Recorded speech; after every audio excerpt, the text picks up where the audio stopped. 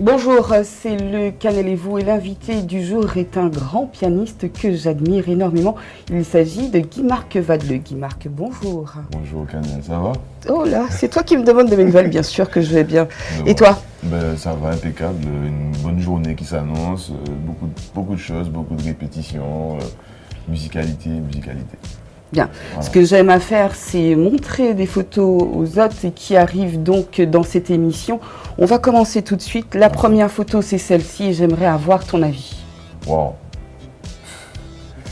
Ça, c'est quelque chose qui pour moi évoque beaucoup de souvenirs parce que ça représente un petit peu l'émancipation de Fidel Castro à Cuba. Et Cuba, pour moi, ça a été une mère patrie, en tout cas pour tout ce qui a été l'enseignement de mon instrument. Donc c'est là que j'ai fait mes études, au fait.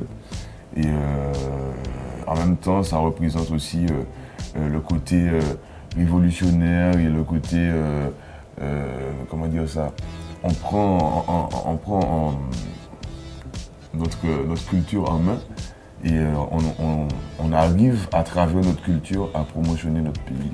D'accord, et tu aurais bien aimé que cela se déroule ainsi en Martinique? En Martinique. Malheureusement, je pense encore beaucoup de choses à apprendre à ce niveau. Bien, on va commenter la seconde photo. Alors, il s'agit d'une photo de Marius Kultje. Ah là là.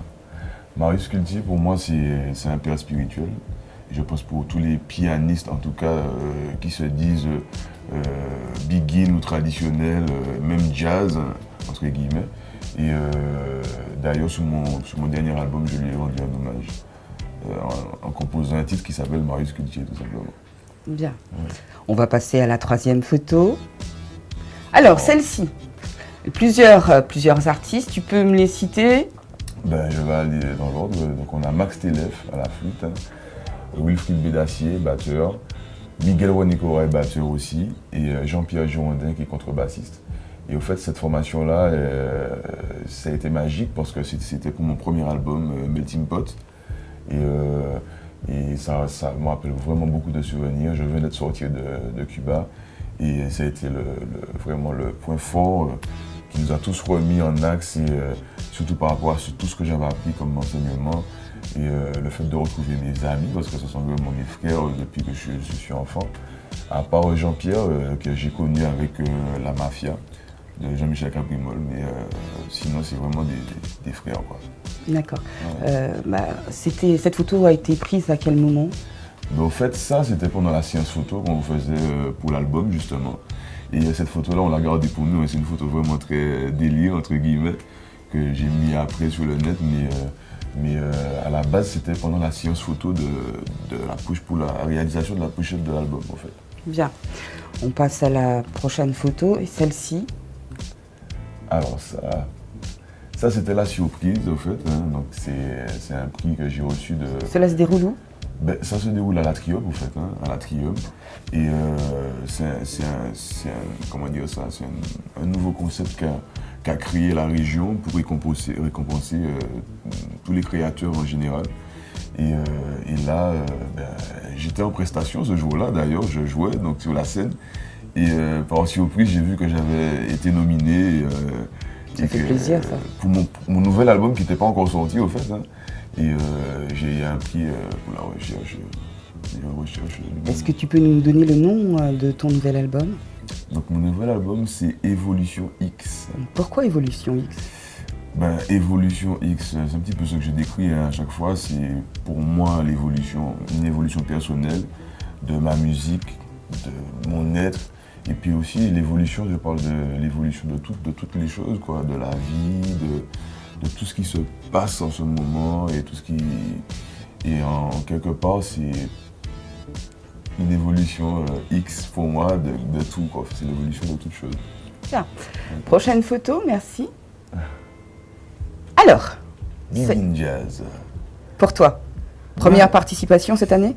Non. Bien, bah Non. vas-y. Le Big In Jazz, au fait, la première édition, j'ai participé à la première édition du Big In Jazz.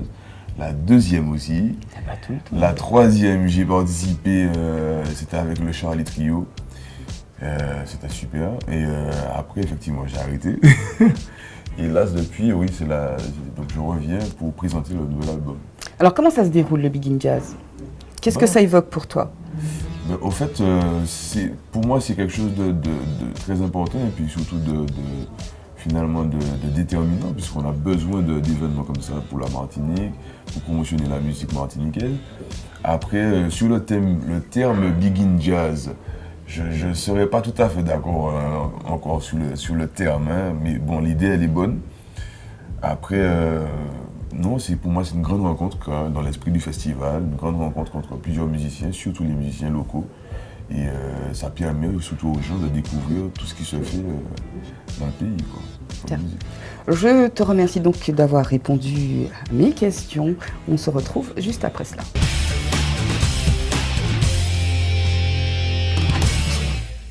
Deuxième partie du Cannelez-vous, Guy Marc, je t'invite à répondre à quelques questions. Alors la première, franchement, je suis très curieuse et j'aimerais savoir ce que signifie ce beau tatouage que tu as sur le bras.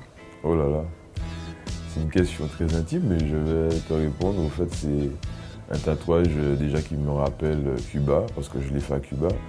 Et c'est un tatouage qui me rappelle tout simplement la mère de ma fille. Bien. Ouais. Ah ben pour toutes celles qui ne le savaient pas, nous sommes fixés. Allez, que penses-tu de la conduite des automobilistes en Martinique? Ah, ben je veux dire que c'est une conduite adaptée au pays, tout simplement, parce que finalement, partout où je voyage, je crois qu'il y a un petit peu des fous partout, des gens qui roulent un peu très vite. En Martinique, non, je pense que c'est pas plus qu'ailleurs, hein, mais les gens roulent très vite, oui, effectivement. Donc en France et donc en Martinique, la valeur du travail se dégrade. Qu'en penses-tu? Ben, au fait, y a tout aussi un gros problème qui se passe au niveau de la transmission, je pense, hein, très facilement. Je pense aussi que l'apport d'Internet n'est pas négligeable. Donc très facilement, la nouvelle génération, ils n'ont pas très envie forcément d'apprendre comme à l'époque. On ne retrouve plus cette envie d'aller à l'école, d'apprendre des choses, de lire des livres. Là, c'est plus facile, on va sur Internet directement et on a l'information. Et on retrouve donc forcément, à cause de tout ça, pour moi, hein, un relâchement, une démotivation. Comme tout est assez accessible, sans déplacement, sans forcément avoir à chercher. Donc ça crée un relâchement dans tout et forcément sur le travail, les gens sont beaucoup plus relâchés, effectivement. Serais-tu d'accord à ce que les prêtres se marient? Oh.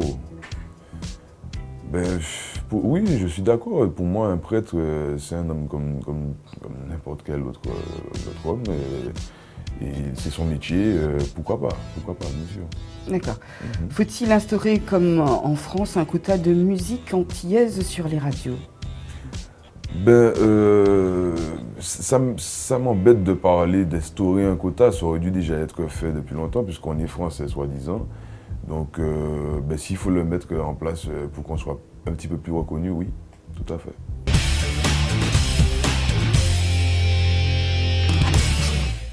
C'est ainsi que s'achève le Cannelez-vous du jour. Je te remercie énormément d'y avoir participé.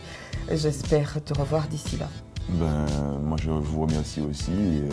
Je vous souhaite une bonne continuation et je serai là avec plaisir pour la prochaine fois.